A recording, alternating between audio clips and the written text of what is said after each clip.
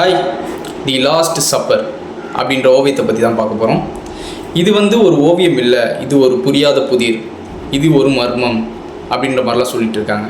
நிறைய மர்மமான விஷயங்களை உள்ளே வச்சு மறைச்சு வரைஞ்சிருக்காரு லியோனார்டோ டா வின்சி. ஓகே, இது வரைந்த காலகட்டம் பார்த்தீங்கன்னா 1495லேருந்து 1498, அதாவது கிறிஸ்து இறந்து 1500 வருடங்கள் கழித்து இந்த ஓவியத்தை வரைந்திருக்கார்.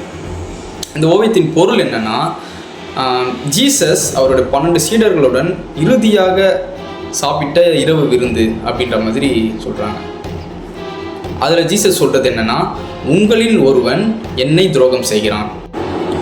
12 சீடர்களும் 4 குழுக்களாக பிரிந்து உட்காந்துருக்காங்க. 4 குழுக்களாக டிவைட் பண்ணியிருக்காங்க. ஒரு பெரிய டேபிளில் 13 பேரும் ஒன்றா ஒரே பக்கத்தில் உட்காந்துருக்காங்க.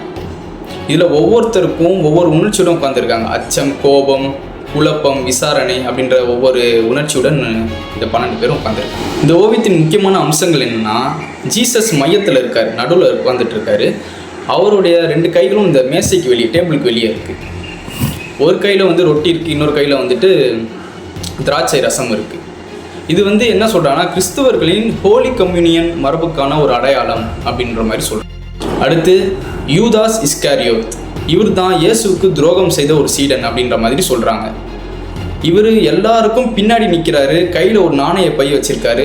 அது துரோகத்தின் பரிசு அப்படின்ற மாதிரி சொல்கிறாங்க. அவரோட ஃபேஸ் ரொம்ப இருட்டாகவும் ரொம்ப ஷேடோவாகவும், டார்க் ஷேடோவாகவும் இருக்குது.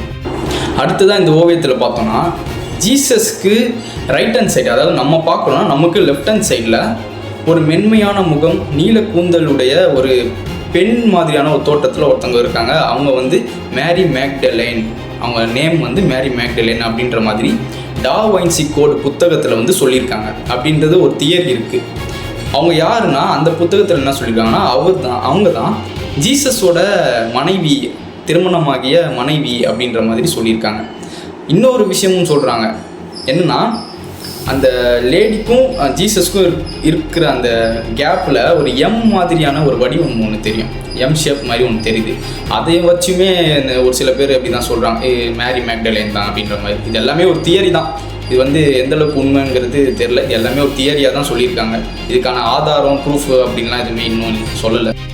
அப்புறம் இந்த ஓவியத்தில் ஒரு இசை ராகம் ஒன்று மறைந்திருக்கு அப்படின்ற மாதிரி சொல்கிறாங்க. இசை ராகம்னா இந்த நோட்ஸ் இருப்பாங்க, இசை வாசிக்கிறவங்களாம் ஒரு நோட்ஸ் இருக்கும்ல, இங்கே டாட்டாக வரும்ல, அந்த மாதிரி இந்த ஓவியத்தை கனெக்ட் பண்ணால் அங்கங்கே ஒரு டாட் வருது. அது ஒரு இசை ராகம் ஒன்று உருவாகுது அப்படின்ற மாதிரியும் ஒரு தியரி இருக்குது. லியோனார்டோ டா வின்சி விமர்சனம் செய்கிறதுக்காக இந்த மாதிரி வரைந்தாரா அப்படின்றது இன்ன வரைக்கும் தெரியல. இன்ன வரைக்குமே இந்த ஓவியம் ஒரு புரியாத புதிராக தான் இருக்குது.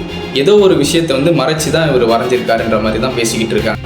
இது வரைக்கும் நான் சொன்னது எல்லாமே ஒரு தியரியாக தான் இருக்குது. இதுக்கான ப்ரூஃப் எதுவுமே கிடையாது.